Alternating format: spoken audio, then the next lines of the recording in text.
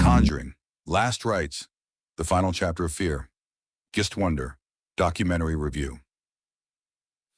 In the shadowy world of the supernatural, where faith meets fear, the Conjuring series has built an empire of true horror not just from imagination, but from real-life cases that haunted the famous demonologists Ed and Lorraine Warren.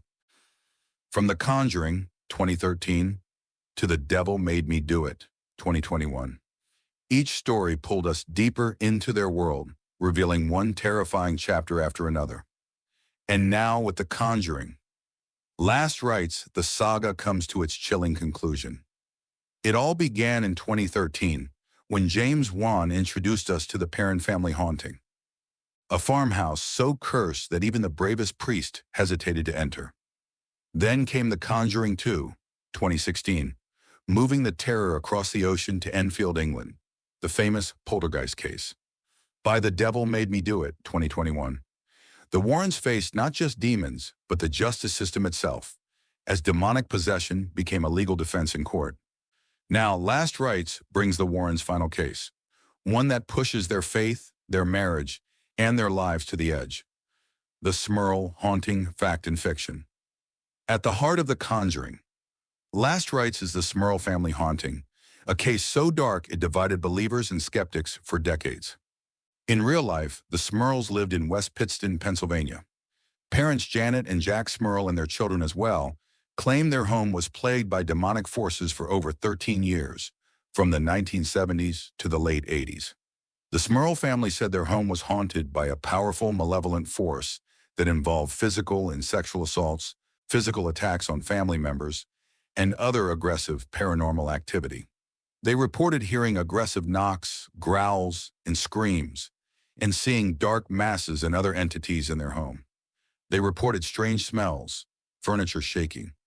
Jack Smurl reported that he was physically and sexually assaulted by a demonic entity, and Janet Smurl said she was also molested while paralyzed in bed. The family said the entity would bite Jack on the ear, shake their bed, throw their dog into a wall, and push one of their daughters down the stairs. The family also reported experiencing cold spots, foul odors, and doors that would open, close, and lock on their own. So there was a lot going on. And when the Warrens stepped in, they described the case as one of the most violent hauntings they had ever seen. But skeptics called it hysteria, or even imagination gone too far. People struggled to believe them. In the movie, however, Last Rites brings this haunting to life in full cinematic horror. The story follows the Smurls as their peaceful home turns into a battleground between light and darkness.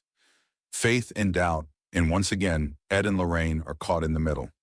Special scenes. Moments. There are several scenes that stood out in the movie. Apart from Patrick Wilson and Vera Farmiga return as Ed and Lorraine Warren, delivering performances that remind us why these two are the soul of the Conjuring universe. Their chemistry, their vulnerability, and that quiet faith they carry through each storm. That's what makes Last Rites not just horror, but heart. Their story is told uniquely in the movie, touching their humble, haunting beginnings to setting a foundation for themselves in the paranormal investigation world. There are other moments in Last Rites that will stick with horror fans for a long time. One of them is the scene where Annabelle returns to the occasion and terrorizes the Smurl family and the Warrens. Another standout scene is the mirror possession sequence, shot with almost no CGI, just raw camera tricks and terrifying performances. The haunted mirror scene. One of the most disturbing and unforgettable scenes in The Conjuring.